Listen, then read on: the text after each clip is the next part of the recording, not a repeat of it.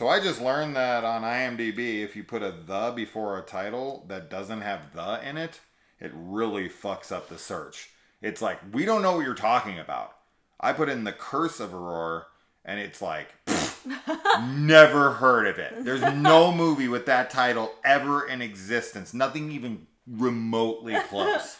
And it's like, how about Curse of Aurore? And like, oh, fuck yeah, we got that. First fucking that one thing. Exists. So annoying. All right, so this is on Tubi. But it's also on Prime Video, which actually annoys me because we wouldn't have had to watch any of those ads. But we saw it on there. I didn't know. We just saw it when we were looking through it. I've always been interested in this poster here. I thought it looked like it was going to be some fucking snuff film.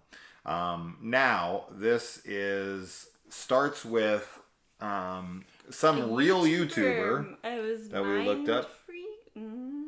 Mind Freak? That's Chris Angel. What is it? It's like Mind something. But it's a really popular YouTube channel. We looked it up after the fact. We did, and we started watching the most popular video on their channel. Which is exactly like this. Which plays into how this starts, where he orders a mystery box off of the dark web, which just sounds like a horrible idea. Yes. And we watched maybe like 5 minutes of it, and then we shut it off. But it was, it was just upsetting me. It was weird. They find some like little kid's backpack that they bought a blind box on there. And I'm just like, I started having like a panic attack thinking about my kids' fucking backpacks being found in some dark web blind box, and I just wanted to kill the world. No, I have like a morbid curiosity, and I like want to see what else is in there, because there's also a cell phone. We didn't get any farther than the backpack, pictures. But 3 random pictures. That's all that's on it. Anyway, we're here to talk about the movie. Let's not get off track. It starts with him saying that he got a mystery box off the dark web, and he plugs in a USB, and then the film is what is on the USB, and so that's how it relates. Sure. And the story follows three filmmakers who go to Canada, Quebec, Canada, to do some research for a project that they'd like to make, which I don't know if they say how many other films they've made, because they were talking about... They definitely made one, and they made it, and it took them 3 years to make. They finished it about a year ago, and it's starting to get some buzz, like it has marketability to it, and they're kind of like, struggling in the moment, and one of them is taking like a 9-to-5 job, but it's not a 9-to-5 job. It's like a 9-to-9 job. He says it's like a 12-hour behind the desk in an office with no windows. This sounds so horrible. And the guy in it, actually, we recognize from Hell House, LLC Part 3. And so, okay. The film is rather generic. One of the big issues with the film is two major things. Number one is there are some really, really questionably shoddy effects with like CG ghosts in like black corners and stuff that look just awful. Like, if you were watching this footage, right? Like, let's say you found this in a thumb drive, right? And you saw that footage and you'd be like, oh, this is fake. Okay, moving on. This is fucking fake. That's the bummer of it, right? Is that when there's shoddy effects in something that's supposed to be believable, it real, it instantly just lowers it, because you're like, no way, nobody's going to look at that and say it's real. Like, why not just... It's weird because it's like a dead girl, right? So Aurore is a child who died, and this town... is really, really against people filming in it.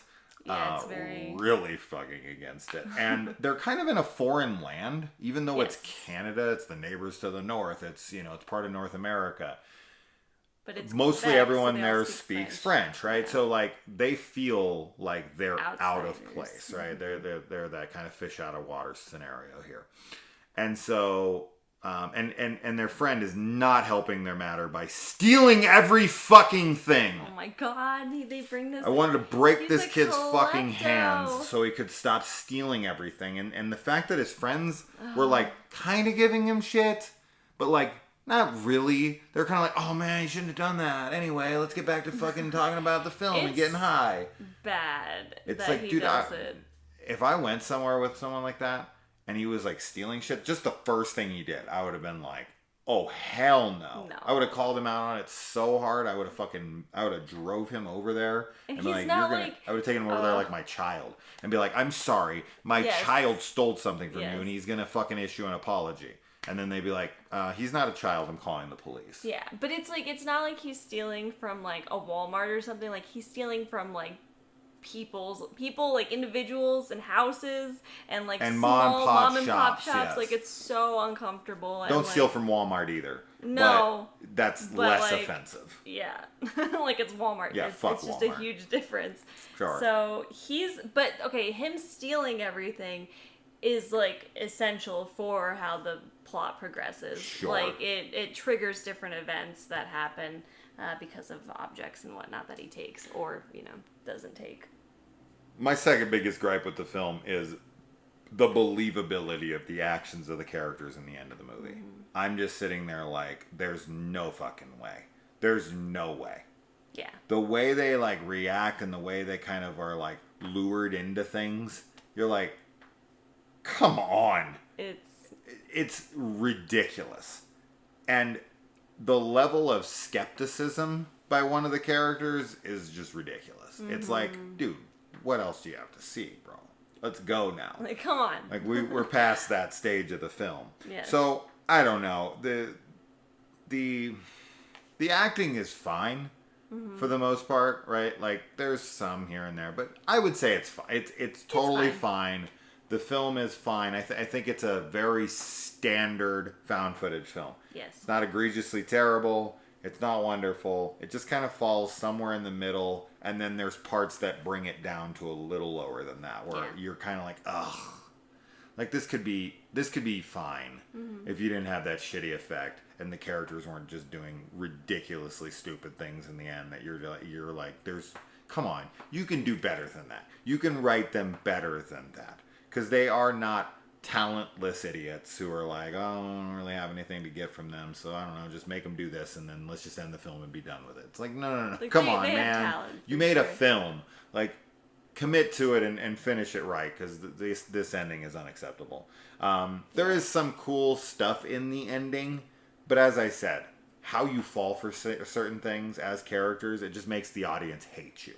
Yes. And we already hate you because you're fucking kleptomaniac. Right, and then you make stupider decisions, and you're like, "Oh, come on, man! I'm trying to root for you, but I can't." Yeah. Right. So and that takes you out of it, because these characters are the people you're supposed to sympathize for. You're supposed to want to get out of this stuff, and I don't know. There's not enough eeriness going on either. Yeah. Like, I definitely would have liked to have seen more haunting and absolutely, more paranormal stuff, and of course, for the effects to be good for that stuff. But I get it. You don't have a budget. We can't do much better currently, but I know. But yeah, I mean, like you said, there's writing that can be changed to make the characters' decisions more believable, and some of the effects, I don't know, it's just it's weird. It reminds me too, I think we said this about another movie we watched, the Andy Baker tape, but it reminded us of Paranormal Activity and Next of Kin. Oh, sure. A little bit, as well as Godforsaken. Oh. But like lesser versions of both of those. Both, 100%. Godforsaken is far superior. Watch that. It's on Tubi, of course. Yeah. Like every other found footage film. Yeah. As far as the effects things go, what I was trying to say, I completely forgot about it. I got off track there for a second, but like, the ghost is a little girl who died in this town, and they keep kind of showing her in little different random locations, especially in like a doorway or something, and then they kind of like composite like a photo of her into the doorway, weird. And it's like, why didn't you just get the little actress to stand in the dark area and then use an effect to make her disappear? Like, this is so fucking simple. I do it with my kids. You can watch our TikTok videos. I make my kids fucking disappear like ghosts. It's sitting in a corner like nothing, and that's with stupid TikTok filters. Yeah.